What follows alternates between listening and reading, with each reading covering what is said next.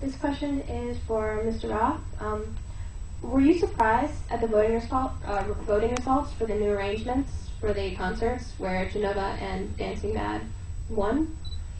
I wasn't actually surprised about those two. Some of the other reactions, I did find that regionally we had certain, as we would go around the world, there were certain other titles that were more popular in certain areas than others, which I found very interesting. Clash on the Big Bridge, for instance, or what's the other one? Seymour? Yeah. There were a couple of others that were maybe in Singapore or Taipei were very, very popular there, but overall, those were the overwhelming favorites, those two. And I'm happy to say that we're premiering that this weekend. So Geneva and Dancing Mad this weekend. And I was wondering, Mr. Uematsu, do you have anything to add? Were you surprised at all by the band choices?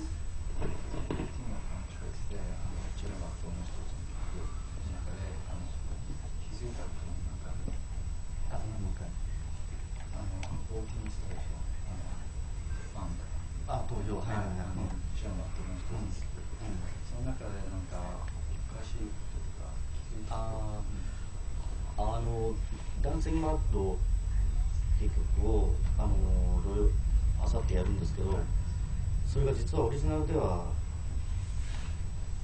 how many? 10 minutes? 15 minutes? Actually longer, yeah, 12, 15, yeah. そのくらい長い曲だったんです。Very long. それをこう全部やるのはなかなか難しいわけですよ。それをアニーさんとどう編集してやっていくかっていうのを結構やったんですけど、やり取りして形にしたんですけど、本当はね、アーニーさんのオーケストラとブラックメイズでその曲を全部やってみたかった。So the pieces are very long. They're about 10 to 12 minutes long, and they're Arnie Roth and Uematsu. They were talking about how to make the music shorter. You're talking about Dancing Mad. Dancing Mad. Yeah. Specifically.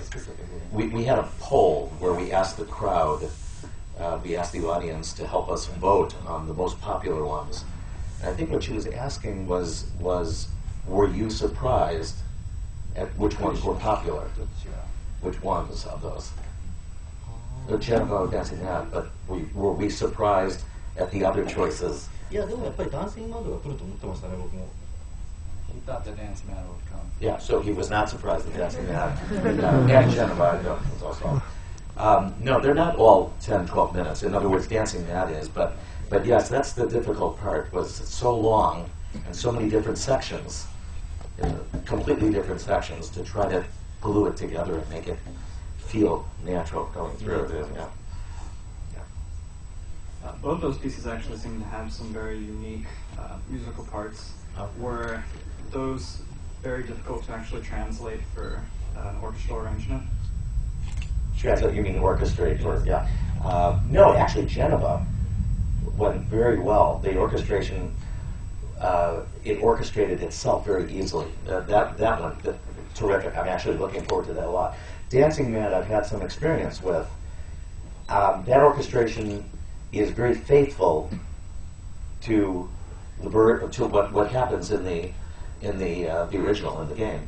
But as I say, the problem with Dancing Mad is not so much in the orchestration, but in how to help everyone, the audience, and how do I explain this? Dancing Mad stops and starts quite a bit.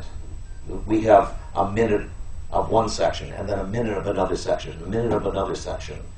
And unless you write it as a fantasia, if you write it that way, so that there's some fantastical way to glue them together, that's fine, but that's taking liberties with the music that perhaps Uematsu-san doesn't want us to take. So to be faithful to the original, you're going to hear very close to the original versions of all these themes in Dancing Mad, but strung together in a row. And we hope that the video that we will show will help with these various transitions that will make it all make sense to everyone all the way throughout. You know, it ends with this big chorale at the end, which just never happens anywhere earlier in the piece. It's at the end, so, you know, it's not like we're recapping material structurally in the suite. We're just moving forward in the suite into another section. So, yeah. For Mr. Uematsu, there are a lot of people who make unofficial arrangements of your music for games like Rock Band and Guitar Hero. Is that something you'd like to see officially in the future? ロックバンドというゲームなんですけど、小松さんの曲を使ってる音楽なんですけど、そうです。はい。でそれでまあそれを先のことを考えて、それはなんか見たいと思うんですが、他の人は小松さんの曲を使う。すでにそういうのがあるので、はい。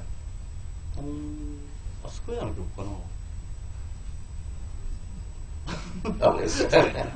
それをそういうのがあるのは僕の曲があるのは知らなかった。みんな使ってます。本当に？はい、インターネットとかでもいろいろ使ってるんですけど、やっぱそれを先のことを考えて、それは見たい人なんですか？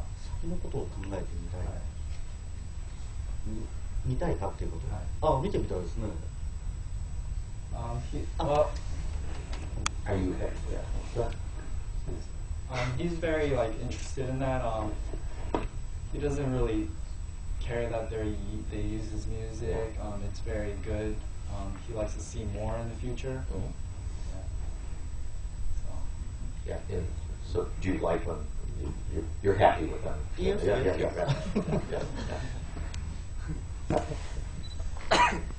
I think that I want to make sure that we have two very special guests here. I don't know if we were planning on, but maybe if you want to introduce them. They just flew in this morning. We have two colleagues from Square Enix who flew in for the weekend to see the concert. Amy and Takamatsu-san, maybe you can stand up, please, from Square Enix. Thank you.